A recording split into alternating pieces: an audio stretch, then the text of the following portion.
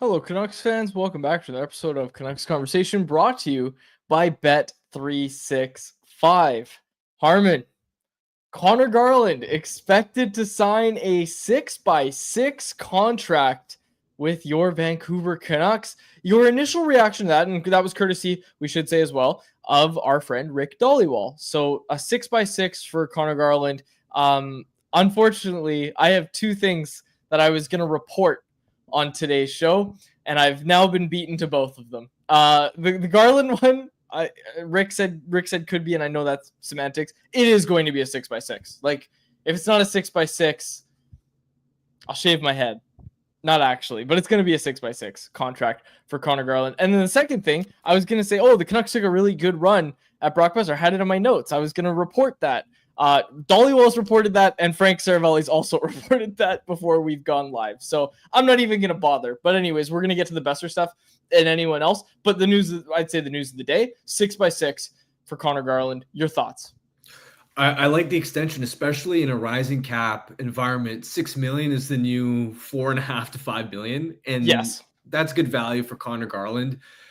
The contract starts when he's 30 years old. That's a lot of term, but he is so valuable to this team as a play driver. It isn't just the point totals. You're missing the mark if you're looking at 50 points.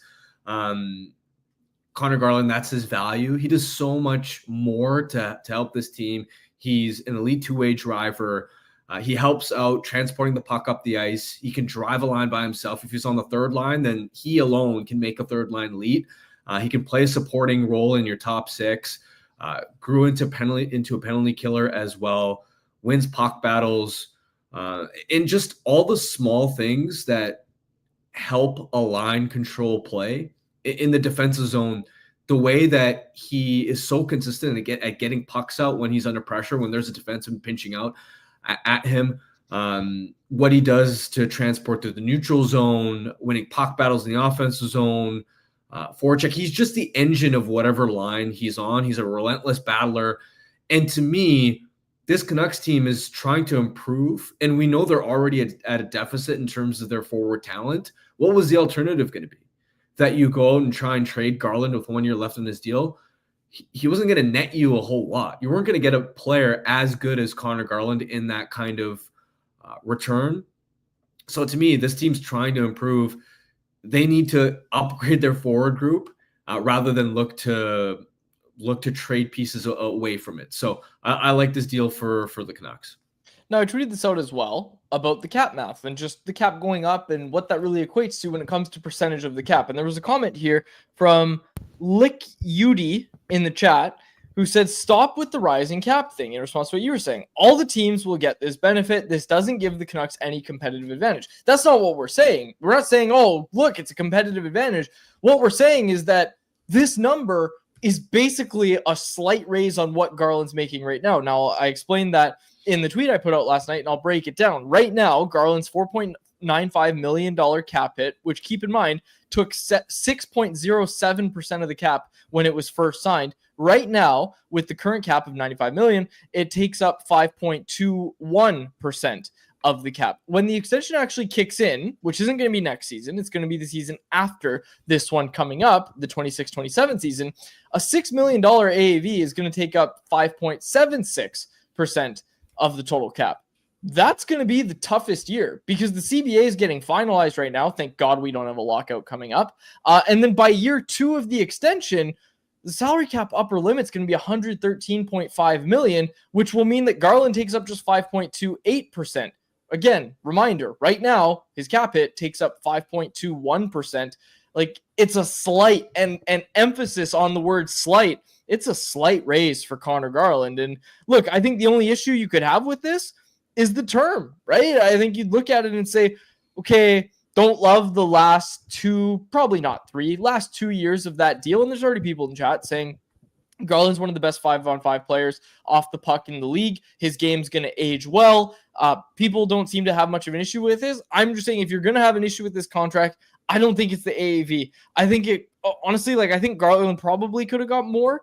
And, I'm not 100% sure about that because we talked about the challenges that the Canucks had trading him just a year ago at a similar kind of cap hit to this. So I like this deal in terms of the AAV. I think the only thing that you could complain about, and I'm not complaining about it, is the final 2 years of the contract. Yeah, so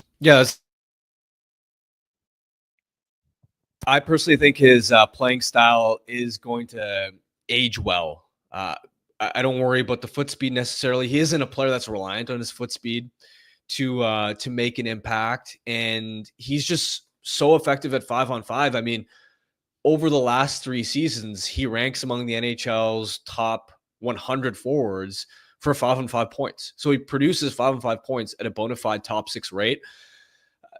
The last 3 seasons, Garland's only produced 1 fewer 5-on-5 point than Brock Besser. And Brock Besser is going to get a much higher AAV on his next contract than Conor Garland is going to get. Not to mention that, of course, Garland does more as an actual driver rather than Besser, who's more of a passenger. Plus, with Besser, you're also concerned about how is his game going to translate now that the Canucks don't have JT Miller, because that was the center that Besser had most of his success with. And you also look at some of the other contract center on the league. Trent Frederick getting just shy of $4 million. I brought up the Zetterlund example at $4.2 million. Garland is significantly better than both of those guys that are in that $4-ish million range. So with all that in mind, I like this bet for the Canucks. And again, the biggest thing for me is this team is trying to contend now. You subtract Conor Garland, that's a key cog in your middle six. Yep. The forward group becomes a whole lot worse. And again, I don't think he was necessarily going to fetch you a lot on the trade market. And as soon as you trade him, you're looking for exactly the kind of middle six driver that Conor Garland is. And it's the same thing you've been saying. You've been harping on this a lot. I don't know why you're not taking a victory lap, but you've been saying this a lot, that whatever value the Canucks could get for Conor Garland on the trade market, it wasn't going to be the kind of value that they get for him when he's in their lineup. And you're right. You're bang on about that. So, I mean, again, I'll be honest. I thought this was going to be higher. I thought it was going to take more to sign Conor Garland. So I think that was my initial reaction, was the AAV is actually, like I said, it is a slight emphasis on the word slight. Very slight raise for a player who's done a lot, and especially the past 2 seasons with the Canucks. Again, the thing to focus on, folks, is that this is a guy who, yes, he can play in your top 6, but ideally, as the team fills out their roster, he's driving play on a third line. What does it look like when Dakota Joshua bounces back? You put Ratu between those guys. That trio had some success even this past season. Was it this past season? Maybe before. Anyways, regardless, that trio's had success before. Ratu's taken steps in his game. Garland's the straw that stirs the drink on any third line that he's going to be on, especially you're hoping you can find that chemistry with Joshua again. I don't have a problem with this. I really don't. Especially, you mentioned Joshua. The Canucks have a lot of wingers that are complementary scorers that aren't the main engine of a line, and Garland is the kind of key to unlocking the best version of those guys. That's Dakota Joshua. Evander Kane's in that boat, and I've talked about how intriguing the potential fit of a Hedl, Kane, Garland line would be. Jake DeBrusk's in a similar boat, where he's a really talented goal scorer and finisher, net front guy, but he needs somebody to get him the puck in those scoring spots. And this is where Garland, with his playmaking below the dots, how tenacious he is winning battles, he's the engine of a line, and stylistically, that's a kind of player the Canucks need in their top 9. Absolutely agree with you. Absolutely agree. And the other thing, look how hard it is to get players right now. There's lots of transactions to talk about. It's going to be along anyone else today, because day 1 of the NHL draft is today, and there's been some movement already. But look how hard it is to get players, Harm. And not just in terms of the league and how hard it is for players to get moved right now, but for the Canucks specifically. You talked about, no one really wants to come here on July 1st. There's a reason they're targeting Bowen Byram. There's a reason they're targeting all these guys. Evander Kane, you can throw him in that conversation. There's a reason they're targeting all these guys that want to be here. Conor Garland wants to be here, and that's certainly worth something for this team moving forward. Okay, I want to get to our poll question. It's about Conor Garland, so let's get to it. Our poll question today is brought to you by our friends at Pacific Toyota Dealers, who want to tell you about the 100% electric Toyota BZ4X, an SUV packed with plenty of space. The BZ4X can handle any terrain and can take you from the city to the slopes. It's backed by the peace of mind that comes with knowing you're driving a Toyota, and if you're driving a BZ4X, you get access to HOV lanes even if you're driving alone. When you choose the BZ4X, you can get a $5,000 incentive, and now you can finance a 2025 BZ4X LE all-wheel drive from 0.99% APR for 36 months. Visit shoptoyota.ca or your local Pacific Toyota dealer today. All right, our poll question. How do you feel about the Conor Garland extension, the rumored Conor Garland extension? 6 years at $6 million annually. Harm, 78.8% of voters say they feel good about it. 21.2% say they feel bad about it. I think both you and I are in the good category on this one. Yeah, it was interesting being on X and seeing the original sort of first impression response from a lot of Canucks fans. I was surprised at how many didn't like the extension. And so I'm obviously in the camp where I like it. I think this is a good bet for a team like the Canucks. Yeah, I don't love the last year or two of that contract. The term is a little long, but the position the Canucks are in, they need a driver like Garland. And so I'm glad that the response to this poll was a little bit more favorable than what I saw in the immediate aftermath of the rumors coming out that it was going to be a 6x6 for Garland. All right, we're just going to get to anyone else. This whole show is going to be in anyone else, okay? Actually, before anyone else, I want to get to this one, which is I'm basically doing anyone else, but I'm doing it early, but I wanted to get to this, okay? Where'd it go? LeCutie said 2 things, okay? And appreciate, this is actually a good talking point. I'm not trying to call the person out. This is what they said, okay? It's not hard to get players. It is. Draft pick value is at its highest right now. It's not. Look at what 2 mid-firsts got. Noah Dobson. First of all, I don't think people understand how bad of a year Noah Dobson had. Dude's confidence was absolutely shot. Like, we talked about this. I liked Noah Dobson, and the Canucks were in on him. Noah Dobson had a really bad year. That was going to be, again, I don't want to use the word reclamation project, but Noah Dobson had a really, really bad year. That matters, okay? Not really bad. He had a down year. He had a really bad year. He is part of the reason that the Islanders had such a tough year. He's part of the reason. They were expecting way more from him. Go look at Islanders fans' reaction to this trade, Harm.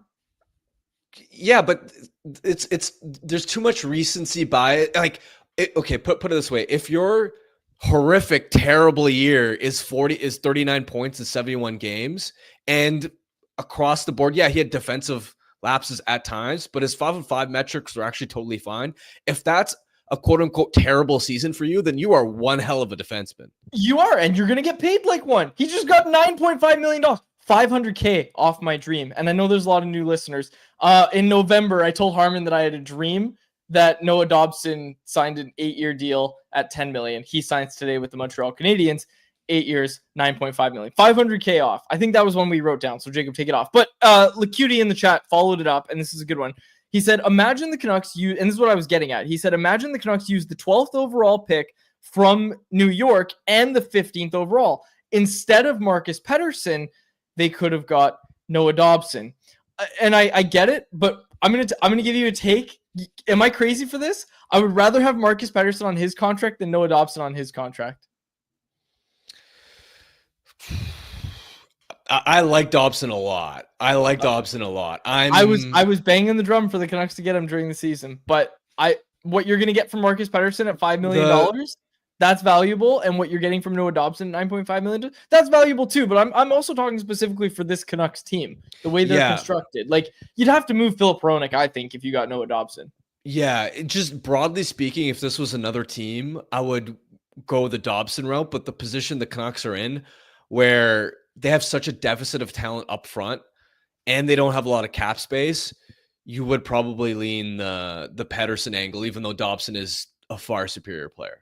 Okay, we've got a new listener on the show, and we appreciate the new listeners, but there's one who doesn't quite know what we talk about usually. But he said, and his name's Harshdeep Baya in the chat. He said, you guys are laughing about Dobson having a bad year. What happened to Pettersson? You got to start watching this show more regularly, brother. We ain't talking about Elias Pettersson as, what a great year for Elias Pettersson. I don't really know what you're getting at there. But yeah, start watching the show a little bit more. It'll be good. Okay. Yeah, people are reacting to the take I gave. I think this is Karn. Jacob, why is everyone's names popping up as like ats? I don't know. I think YouTube has made a change where it's using everyone's at rather than their Okay, because like I display recognize name. profile photos. And Yeah, we so have I've enough regular asked people in the listeners. chat, please drop the normal name. If you're a regular, like just put your normal. I can name at the literally, end I'll so tell we you, know. because I look at the chat so much. Okay, George Clooney in the chat is actually Karn. Yep. Um, Some of the profile N photos I recognize. Severio in the chat is actually Calcio Storico.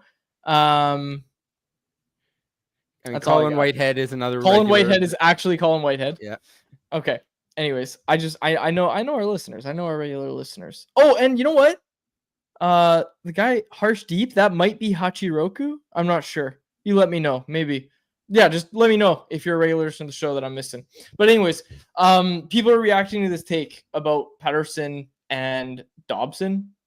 And again, it is specific to the Canucks, but you still have that 15th pick and they still get to do something with it. That goes into the equation as well, if they haven't had to move that yet. So yeah, the trouble in that scenario would be you've given up one of the main pieces to get you the impact top 6 forward that you still need. And you're spending, you've further dwindled your already kind of limited cap space to go out and get that top 6 forward. Yeah. Okay, people are okay. Lacuti is actually LC250, who I apologize. That is a very regular listener. Yeah, we figured that one out earlier. Okay. Okay. Anyways, let's move on from the chat stuff. I want to talk about the draft. The draft is tonight. Really good draft primer up now on CanucksArmy.com, courtesy of Dave Hall. Make sure you go read that. But I wanted to highlight this from Stephen Ellis at Daily Faceoff. My personal opinion, Daily Faceoff, Stephen Ellis, he's the best prospect writer in the game, if you ask me. That dude puts in ridiculous hours. That's the running joke, is whoever the Canucks select in the 7th round that we've never heard of, Stephen will be like, oh, here's photos I took of him when I was at his game, and here's an extensive scouting report on this player. Stephen is projecting that the Canucks, if they draft 15th overall, will take Justin Carbonneau, who, again, Dave also did a profile on over at Canucks Army. He's got some of the best hands in the draft. That's all I got for you. Do you know anything about Justin Carbonneau? Yeah, no, for sure. If they are keeping that pick, he's really high up on my list for potential targets. He's a terrific goal scorer. He had 46 goals in 62 games in the queue. But the most important part is it's not just the skill. He's hard skill.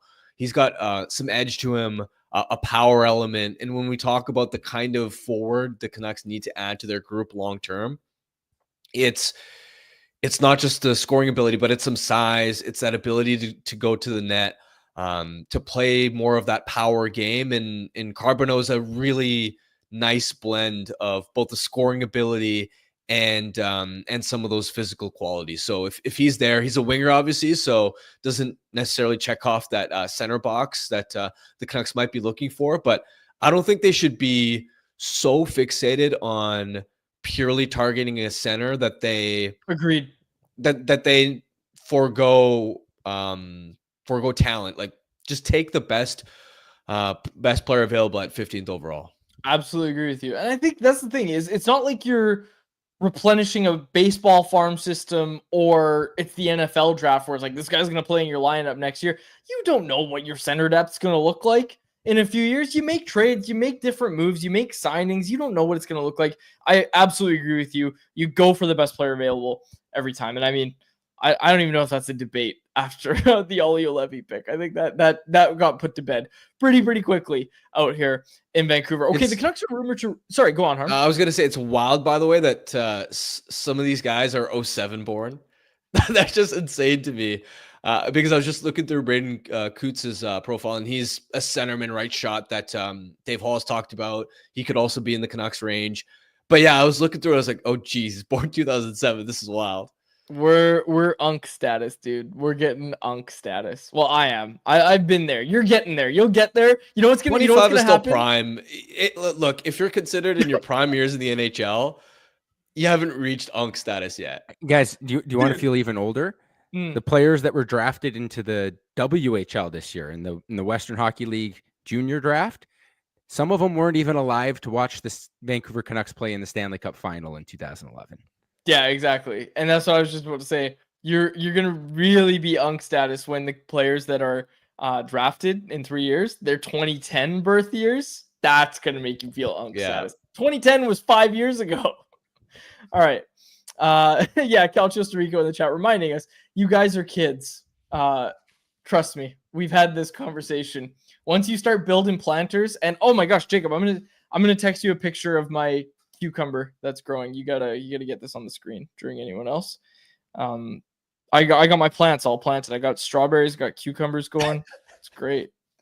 What are you laughing at? You're gonna send Jacob a picture of your cucumber that's growing?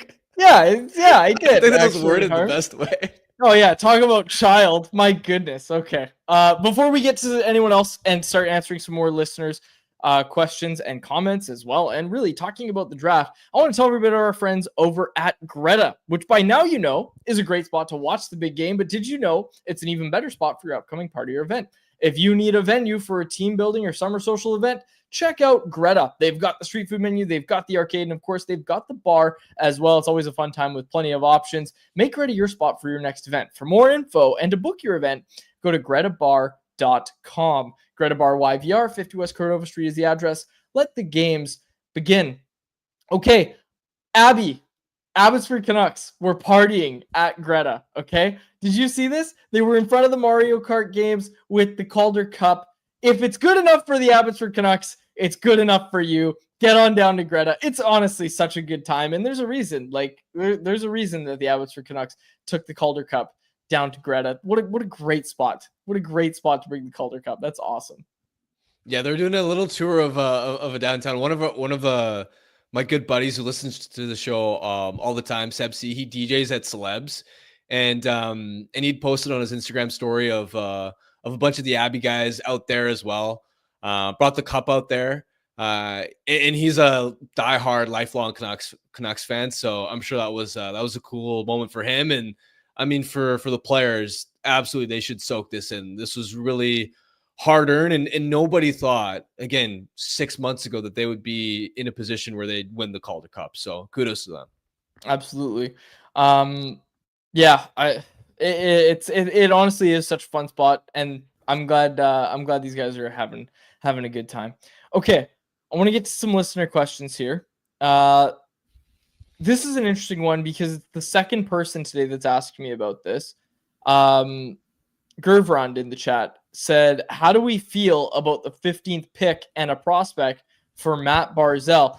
David Pagnotta reporting that the Canucks checked in on Matt Barzal. Now, I think the way to look at this is that, of course, they've checked in, but we did see the report from Pierre LeBrun, what was it, 2-3 weeks ago, Harm, that newly hired Isles general manager Matthew Darche informed both Bo Horvat and Matt Barzal that they're not going anywhere and that the club's going to stick with them. A Matt Barzal move at all is highly unlikely. Do I think the Canucks checked in? Yes, but with what we know about what Darche said to those players, that they're not going anywhere, it's a blow your socks off type thing, right? Like, it's got to be a crazy offer, and a 15th overall on a prospect does not get that done. You're going to have to do a lot more. And honestly, at that point, I start to think, maybe not. Maybe it's not the best idea.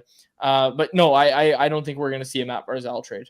Yeah, if he was available, there'd be so many teams lining up. You're talking about a 70 to 80 point center. I know he's played the wing the last season and a half ever since Bo was acquired, but that's because they had Brock Nelson in the 2C spot as well, so they didn't necessarily need Barzal playing center, and they wanted to load Horvat and Barzal up because of the playmaker, sniper dynamic, but he's a pure center. He can absolutely excel there. He is so dynamic. He is electric, dynamite off the rush, zone entries, all of that good stuff. On a good contract too, $9-ish million. So you have team control of him through 2031. He's 28 years old. So you're not talking about a player that's going to fall off a cliff anytime soon, production wise.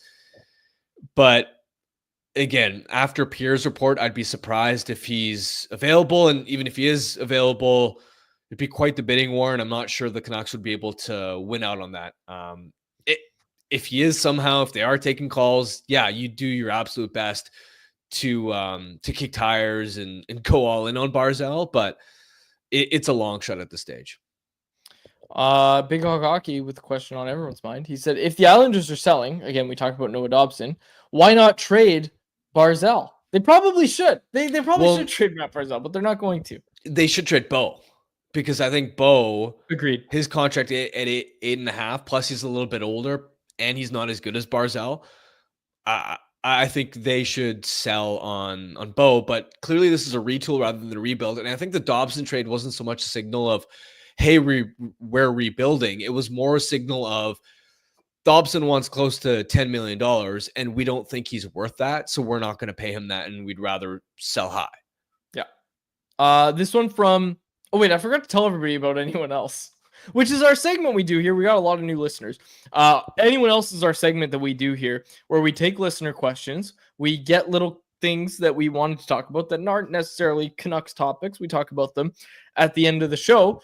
And that's what we're going to do now. Anyone else is a presentation of our friends at the Vancouver Canadians, who are home for a long homestand of 9 games in 10 days. It was fireworks night last night. There's a nooner at the Nat today, Marvel Superhero Day on Saturday the 28th, and Celebrate Canada Day on July 1st with a 1:05 p.m. first pitch and bucket hat giveaway. The Nat is going to be rocking all weekend long and into next week. For tickets, call 604-872-5232 or check out CanadiansBaseball.com. Okay, this was one from Realist Matty Ice in the chat. Nice name. He said, help me understand the interest in Bowen Byram. Left side here is stacked and cheaper than he will be by a lot. Also, bad metrics and head injury concern. Is this just about getting guys who want to play in Vancouver? I mentioned that earlier. I think that's part of it.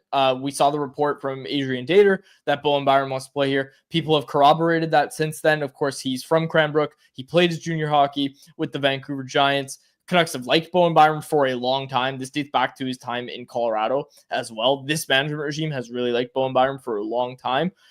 But I agree with Matty Ice here in the chat. I don't understand. With limited cap space, the guy's an RFA. He's going to cost a lot. Like, I was looking at him like, okay, like maybe they want to trade Philip Hronek back. Maybe no, I don't think that'd be. He's got a full no move. That's what I'm saying. Is like Philip Hronek has a full no move clause. They just signed that deal. It doesn't make any sense to me. And I'm trying to fit the pieces again. Marcus Pettersson, they just signed him. They really like Marcus Pettersson. There's no way they're shipping out Marcus Pettersson to bring in Bowen Byram, two completely different defensemen. And I think Marcus Pettersson, quite frankly, is a better fit for this defense group than Bowen Byram is.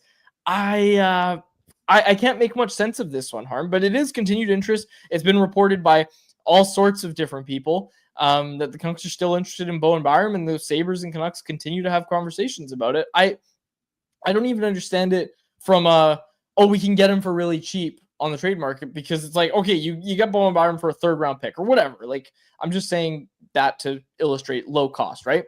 You still got to sign him. He doesn't really fit on the books. You're going to have to move significant stuff out, and they don't really need any help on the back end, I wouldn't think. Like, you're going to have cheap prospects contributing on ELCs. I don't quite understand the interest in Byram.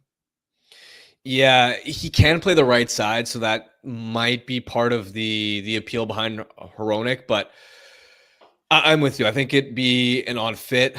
The other angle, and I'm just trying to piece together why the Canucks might be sort of interested, is viewing him as potential Quinn Hughes insurance, but I don't like that idea. There is no Quinn Hughes insurance.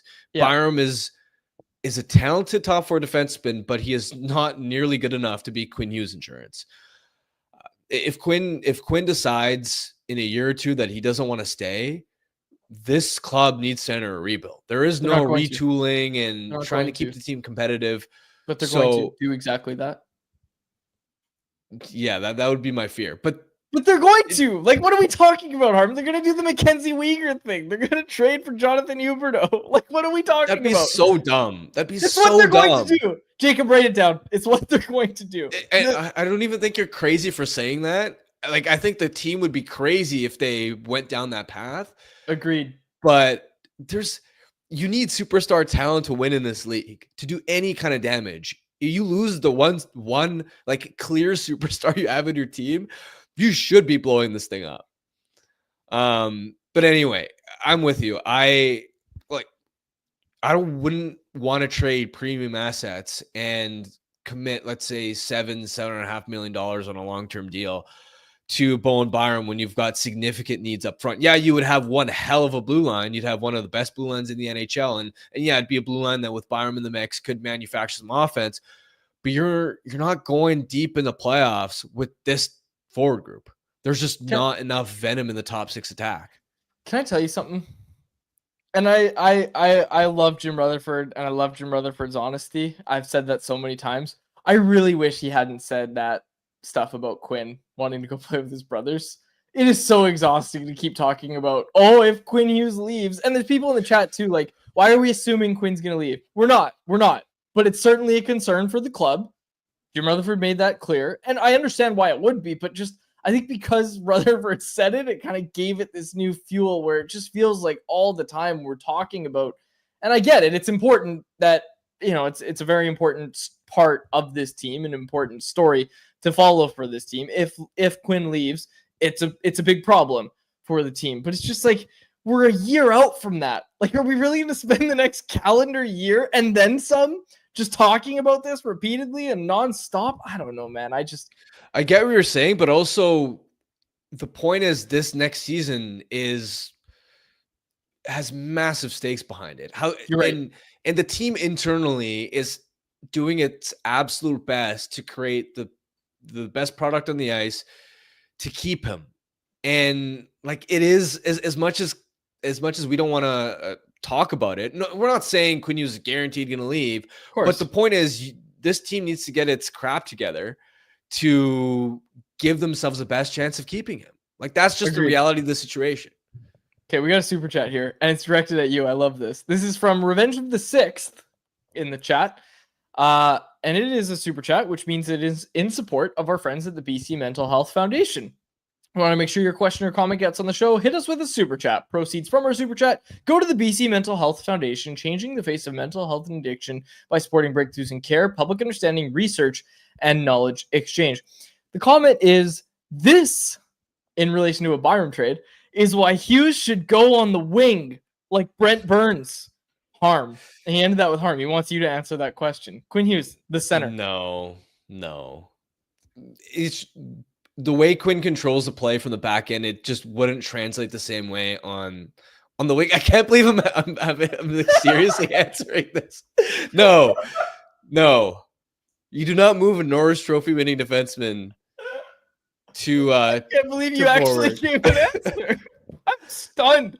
That is a canon moment for Canucks Army and Canucks Conversation. Yeah, you're right. I had to, because just because it's happened with Burns and it happened in the reverse with Buffalo, so it's not completely unprecedented. But Bruce Boudreau said that someone in the Canucks wanted him to move Quinn to center, so it's been brought up according to Bruce. But no, and in all honesty, just think of the way Quinn creates. Centers don't get to create that way usually. Nathan McKinnon does, but Quinn doesn't have that kind of foot speed that Nathan McKinnon has. So it's a little different. Not a perfect comparison. And Nate McKinnon also steamrolls his way a little bit. This is from Calcius Rico.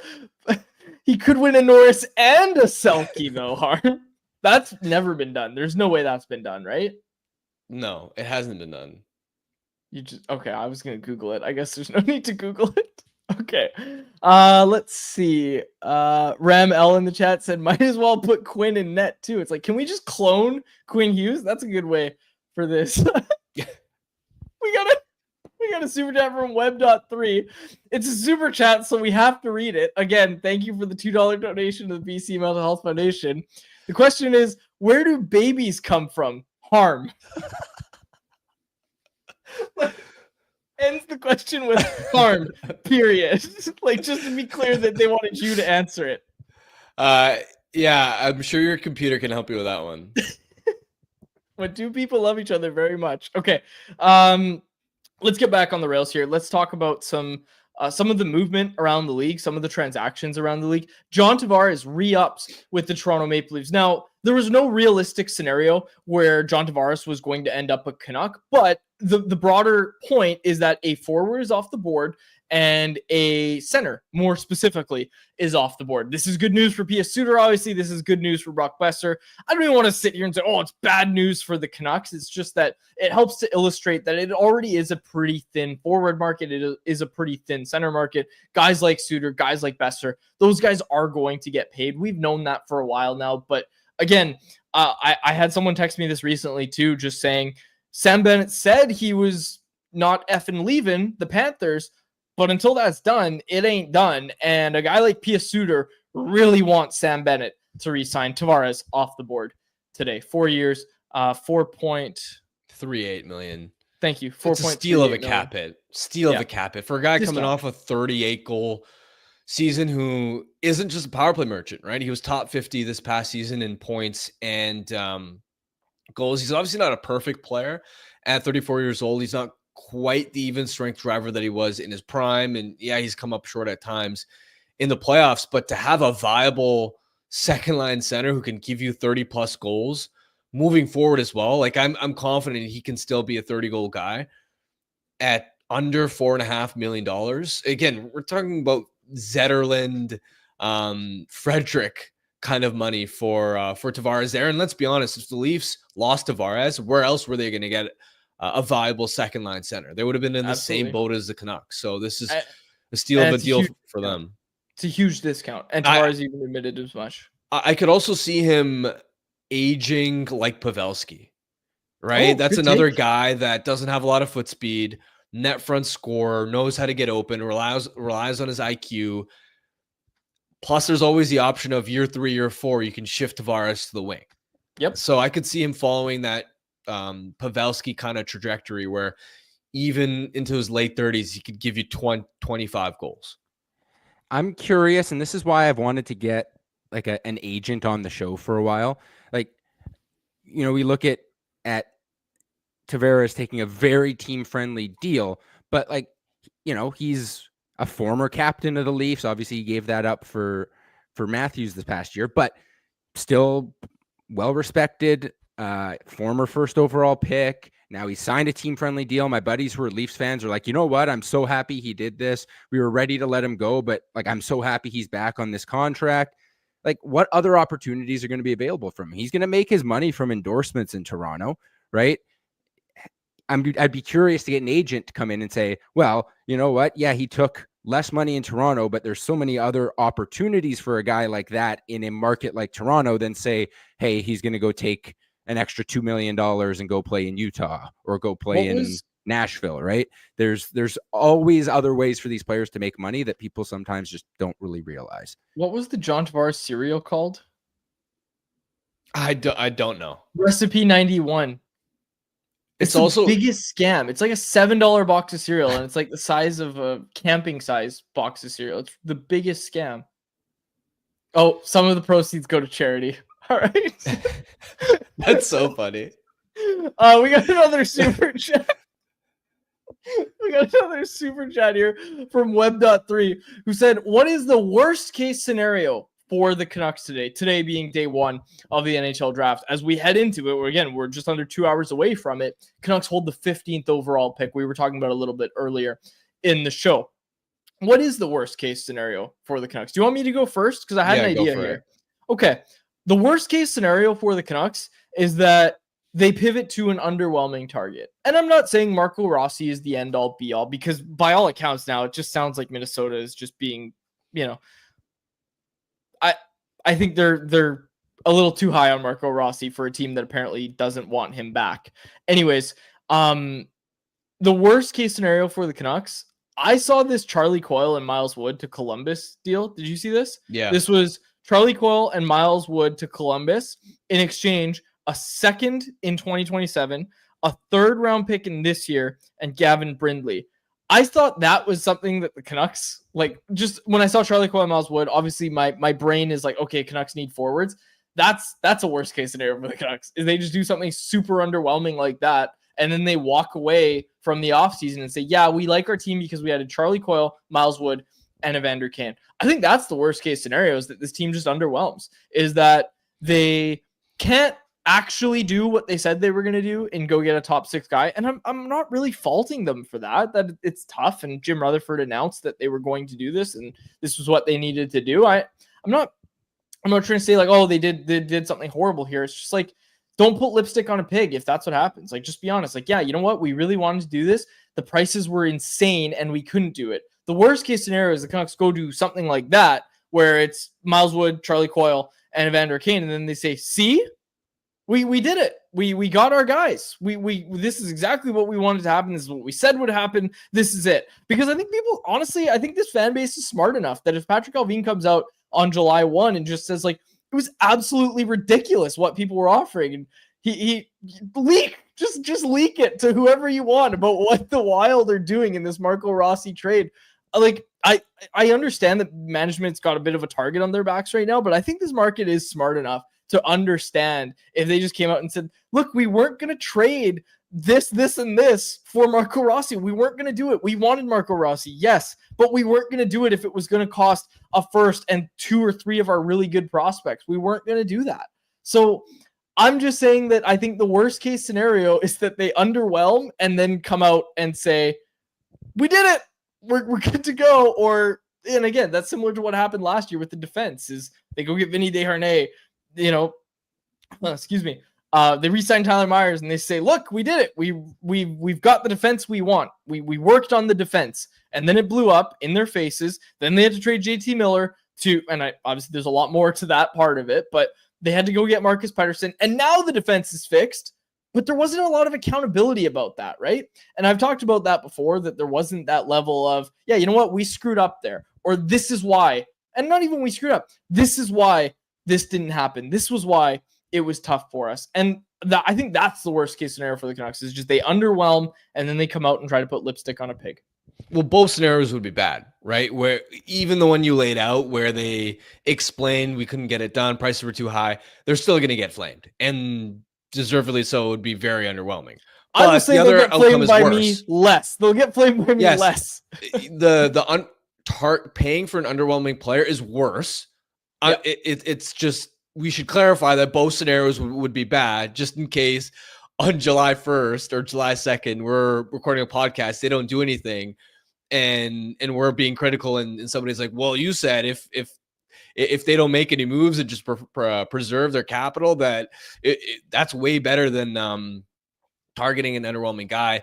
But yeah, you're right. The worst case scenario is an underwhelming target. If they paid something significant for, I don't know, a Jesperi Kotkaniemi, thinking he is a solution, or if they traded the 15th pick for an aging player like a Brian Rust, who, yeah, he's a high-end top 6 player, but is on the older side and injury prone and would be very expensive, especially if it's very expensive to attain him. I don't think fans would love that. So yeah, I think they're in a tough spot right now because they have to balance that need for improvement with also not just overpaying for mediocre players just to say that they got something done.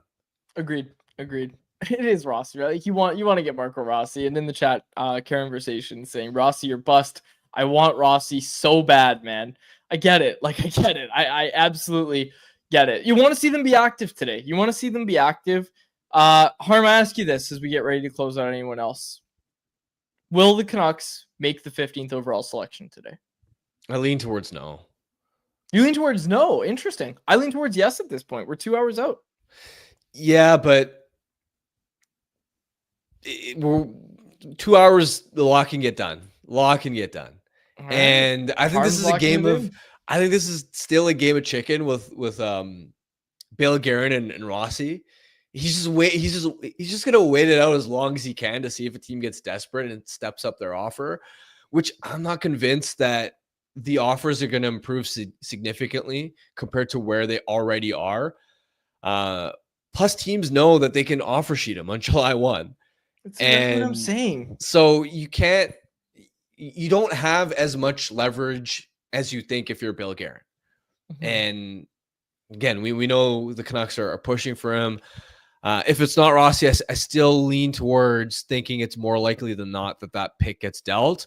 But there's no guarantee, right? If the right target doesn't emerge, if somebody outbids you on Rossi, or if the Wild say screw you, we're going to take our chances and still hold on to him, then all right, who is worth trading that 15th pick for? I don't know if that player is available, especially in a market where there aren't a lot of sellers, and conversely, there are a lot of teams trying to offload their mid first round picks as well. So we'll see. Hey, speaking of mid, I want to get this in. Your colleague Thomas Drance and Rick Dollywall wrote something really good at the Athletics today, a big dump of information. And one thing they mentioned in there. Huh? No. That was an awful segue. No, because I'm about to talk about Michael Granlund. Yeah, That's why okay, I said speaking of no, mid. I get what you mean. I know, but it was just funny the way it started. Speaking of mid, the Athletic. No, I'm kidding. Michael Granlund, I wanted to talk about. That's why I said speaking of mid. All the love to Dollywall and Drance. But anyways, they did a big dump of information. One thing in there that I found interesting was if the Canucks miss out on their targets on the trade market, they will be involved on Michael Granlund, free agent, on July 1. I think this is a horrible idea. I've talked for a while how much I don't like Michael Granlund. Just career track record. I don't care. Do not tell me what he did in Dallas. Don't tell me what he did on a bad San Jose Sharks team. I don't want to hear the recency bias. The dude is 33 years old, and he's been painfully mid his entire career. Adding another Granlund to the sea of Granlunds in Vancouver, I will actually lose my mind. And I'm just getting in front of this right now because I just need people to know that if I crap on this on July 1, it is because I don't think Michael Granlund is a very good player. I don't. I just straight up don't. I think it's going to age poorly the minute it's signed. I don't think it's a good. I actually can't. I can't really put it into words without sounding like an absolute prick. How much I don't like Michael Granlund. I think he's one of the worst options for this team. Don't clip this, Jacob. This is Michael, not Marcus, right? I know. Yes, look at Michael Granlund's career. Look at his. He's been a good player in his career. I don't like him as a signing, but don't talk about this as talk about him as this mid player. He's been a good player in his career. He's 33, and he hasn't harmed. I fully agree, but I'm just you can't tell me he hasn't been a good player in his career. Yes, I can. Look at his early career numbers when he was in his mid 20s. Dude could put up 60 plus points. Yeah, he had in 2016 to 2018, 69 points, 67 points. Okay, 3 times. He's already he had 4 times in his career. He had 64 points with Nashville. And other seasons when he was injury prone and had 49 points in 63 games, where he was basically that guy. He had a long like a great guy to sign when he's 33. I'm not saying sign him. In fact, let me be clear. I do not want the Canucks to sign him.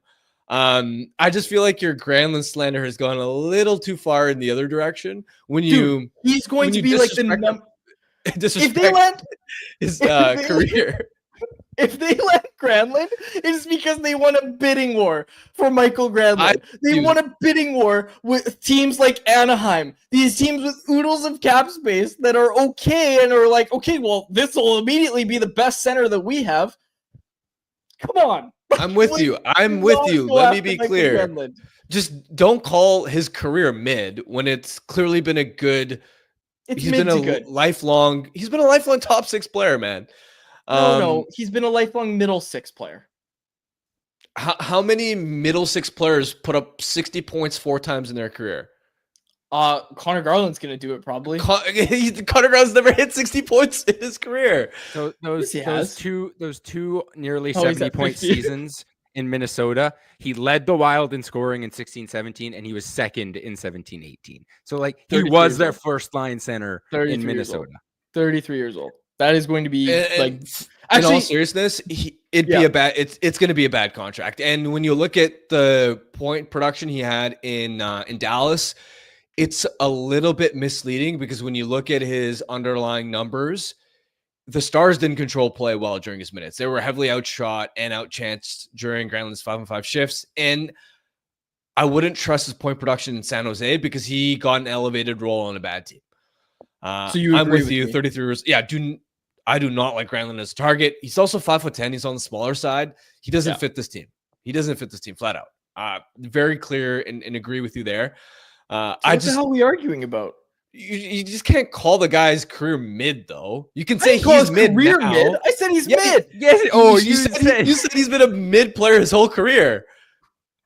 He certainly has been recently. Dude caught here's an actual story. Like, dude literally cost Brian Burke and Ron Extall their jobs, right? Like they wanted JT Miller at the deadline. They wanted JT Miller at that deadline, at the 2023 trade deadline. Then they pivoted and got Michael Granlund, and he put up a goal and 4 assists through 21 games as the Penguins missed the playoffs. So go ask those guys how they feel about Michael Granlund. Terrible player for this team. And I don't think you need to write this down, but when we talk about, who's the Okposo, the Louis Eriksson, the Milan Lucic, there it is right there. That's going to be the worst contract handed out on July 1st. Write that down, Jacob. Write that down. Okay, anyways. Sorry if Michael Granlund's mom's watching this show today. Do you have anything else that you wanted to get? I want to pull up my produce at some point. Did you have anything else, though? Here, let's get to the produce right now. Let's do that. My cucumber and my strawberries. In your homemade planter. In my homemade planter. I built that planter with my bare hands. Okay. Lovely. Thank you. Jacob, you had something for us as well. Yeah, I do. So, unfortunately, for those who can't stand the baseball talk, got a little bit of baseball talk to do here. The Nation Network's launching a new baseball show on Blue Jays Nation, featuring 3-time MLB All-Star Whit Merrifield. So we just got a little promo we want to show you here. Hey, buddy. Nice to see you. What a place. Got some good memories here? Nice. Yeah, a lot of good memories here. Good to have you back. Yeah, good to be back. Did you see our handshake? Because that was hip of you.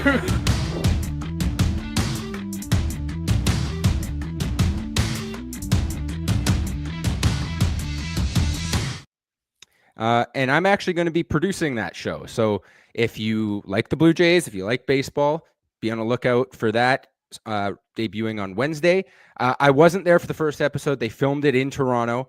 Lindsay Dunn, who is a reporter with City TV and Sportsnet, and Whit obviously made the journey up. So I won't be involved in that first episode, but going forward, you might be hearing from me on the 6th inning stretch with Whit Merrifield. Can you ask Whit Merrifield what overtook him in the 2021 season? Dude was just locked in. He was just so good that season. But he was really good earlier in his career too. Like he twice led the majors in stolen bases. He he played like full seasons basically every year of his career. Like he led the league in hits twice.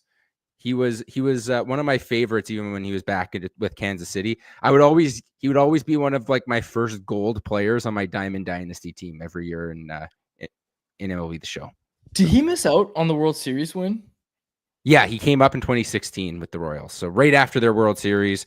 And then he bounced around at the end, obviously Toronto, Philly, Atlanta, hoping to get a chance at a World Series ring. Didn't quite work out, but got to meet him when we were doing some like brainstorming stuff with the brand for the show.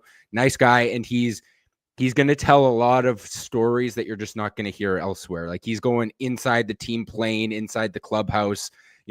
He's close with a lot of guys that are still in the league. So be prepared for some very interesting stories that will teach you a lot about the inner workings of a baseball clubhouse. Love it. Okay. I also want to mention the Sheet Draft special tonight. Jeff Merrick's going to be hosting that. Wait, is that done already? Did they already do it, Jacob? I don't think so. Aren't they going like no live 4 p.m. 4 p.m. It's during the draft. Okay, 4 p.m. Pacific. Real-time coverage of the 2025 draft, diving into every pick as it happens. Top prospects, surprise steals, team strategies to player potential. They're going to break it all down the entire night with expert analysis and insider insight. Don't miss the Sheet Draft special live tonight at 7 p.m. Pacific. No, 4 p.m. Pacific on the Daily Face-Off YouTube channel. Subscribe now so you don't miss a moment. Brought to you by the Nation Network. Okay, anything else you wanted to get? People are commenting on my cucumber, which I appreciate. Thank you for all the kind words. That thing is growing a lot. Like, I can't believe, like, I wish I had a time lapse. Shut up, Harm. I wish I had a time lapse camera where you could see it. You're doing that on purpose now, aren't No, No, I'm not a child, man. Produce grows. It's awesome.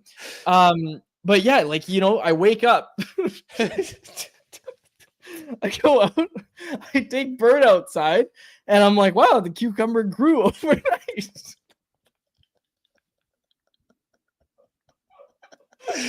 Now you're trolling me. Now you're trolling me. That time I was a little bit. Okay. Anything else that either of you wanted to get in before we get to our Bet 365 bet of the day? No, just Big move hog on. hockey in the chat. This is disgusting.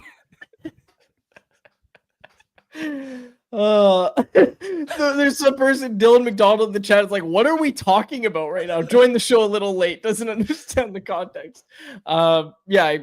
We posted a photo of my cucumbers in the garden that I'm growing right now, so that was the context that you missed. Okay, let's get to our Bet 365 bet of the day. We're gonna do a baseball bet real quick here. We're doing, and I'd like to also point out Grant Holmes. I picked the over on strikeouts. That hit last night because, of course, it did. I've been on one with these baseball bets lately. So let's take another baseball bet. Let's go to the Mariners facing off against the Texas Rangers. Logan Gilbert is on the bump tonight. Ooh, this is an unpopular one. Okay, Logan Gilbert. The line is set at 6.5. You can get over at -130. I am actually going to take the under at 6.5 on Logan Gilbert strikeouts tonight. I still think he'll pitch well, but I'm taking the under. Logan Gilbert under 6.5 total strikeouts tonight. You can get that at Bet 365. Whatever your bet is, it's never ordinary at Bet 365. Download the app and get in on the game. Use the code NATION at Bet 365. Must be 19 plus to play. If you choose to play, please play responsibly. All right, everybody. Karn in the chat said, Jacob, book Quad's cucumber. I'm gonna when I harvest it, I'll bring it on the show. I'll show it on camera. Okay, we'll close it out there. For my co-host Harmon Dial, our technical producer Jacob was. Oh wait. I'll be back tomorrow, and Harmon might be back tomorrow too, depending what they do. For sure, me and Dave Hall are gonna be here. This is what we're gonna do, okay? And check it out, okay? If the Canucks draft at 15th overall, it's just going to be Dave Hall and I tomorrow. And we're going to break down the whole draft class, what they do in the second round and third and fourth, all the rounds of day 2. Dave Hall and I are going to break down their draft like we did last year. But if they trade the pick, if they make an acquisition, they get a player tonight or tomorrow, Harmon's going to be here too. All three of us will be on the show. So if it's just draft stuff, it's just me and Dave Hall. Harmon gets the day off. If it's a player, Harmon's going to be here tomorrow. And, of course, Jacob will be here as well. So that's the weekend schedule. Make sure you note that. But now we will close it out for my co-host Harmon Dial and our technical producer Jacob Azar. My name is Dave Gujalli. Thanks so much for this episode of Canucks Conversation. Canucks Conversation is live Monday through Friday, every weekday at 2 p.m. over on the Canucks Army YouTube channel. Make sure you like, subscribe, and interact in the YouTube live chat every day with us, folks.